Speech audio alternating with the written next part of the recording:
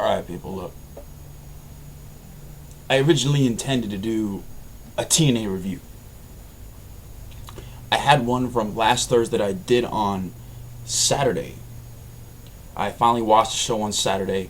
I reviewed it, but after I reviewed it and I went back, after I edited everything and did everything, fancy to make it as good as it can be, I realized that I really knew nothing about the show, so I felt it wasn't even worth putting up the review because I don't understand where they're going with anything. And I'm still baffled right now. This quote-unquote, Dixie Carter heel turn, and all this. I mean, this is some different direction and whatnot, but there's still a lot of congested stuff in this show that I just do not understand. I just haven't seen that far back. I haven't seen TNA in a year and a half, up until last Thursday. I had only seen bits and pieces of segments and maybe watched a review or two from a couple of guys way back when I was just trying to see where things were, when I was at the library or wherever I could be to actually have internet access to actually, check on things and see where it was at. So I don't know what's been going on.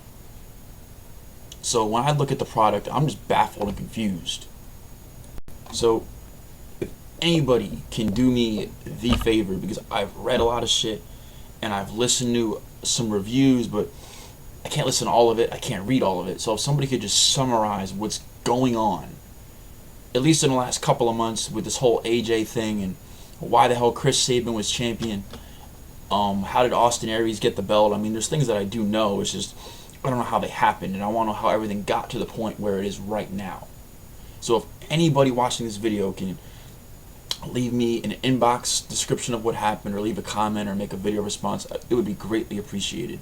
TNA just has me really confused, and I can't understand, and I don't think I'm really going to have an understanding of anything until they start something fresh and start with some fresh stories that aren't a year and a half old that are getting nowhere.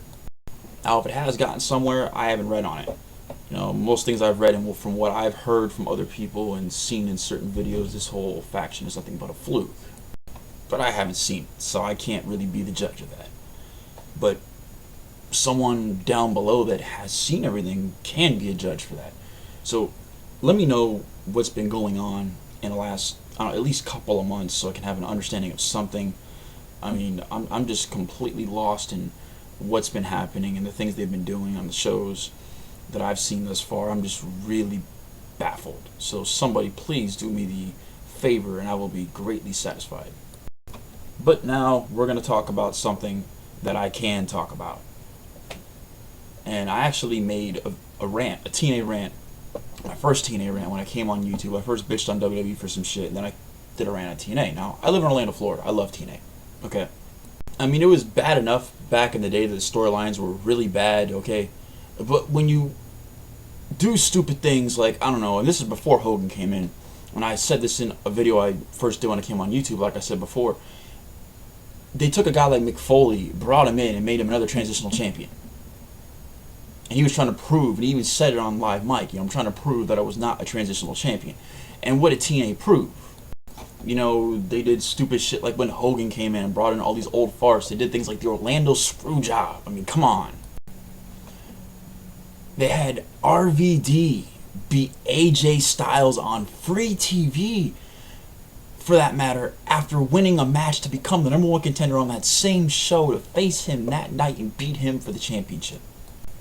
AJ Styles is your BFG series winner, and he better go to fucking BFG and win the goddamn belt. But ever since Hogan came in, he went on this rampage, him and Bischoff destroying the X Division and just firing all this great talent and burying the talent that was on top, just burying them under the bus. Now, I know people are going to argue with me right here over this statement, but I really don't give a shit what the hell y'all think, okay? I really don't, because it's an opinion. And if you don't like my opinion, and that's fine, I'm probably not going to like yours if you think it's somebody else. But the face of the fucking company is AJ Styles, has been AJ Styles since day one when that company first opened, when you had to order the shows on fucking pay-per-view. From then until now, he has been the face of the company regardless of what anybody thinks. He has been there since the beginning. He deserves that spot. He deserves to be the fucking champion. It was funny, there was an interview that I had watched. I think it was Hogan or whoever it was talking about the young and upcoming guys and who he really thinks is going to be the future of the company. And he said something like guys like Jeff Hardy and AJ Styles. I mean, really, let's really think about this. They were talking about young talent. Now, Jeff Hardy isn't exactly a kid, and AJ Styles has been with TNA for almost 10 years.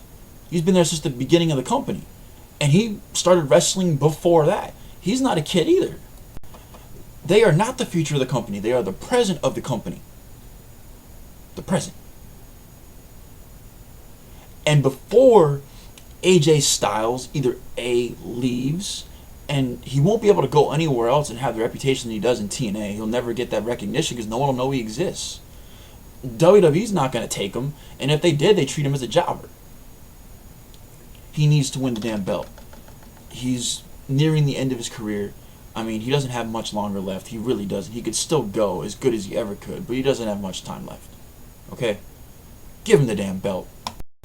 The man has ate the shit sandwich, been thrown under the bus, given the ball of shit, and just watched it be flushed down the fucking toilet with him, and he's stuck with it for 3.5 years. It's time to change that, TNA. Hogan, Bischoff, get your fucking egos in check and do the right goddamn thing.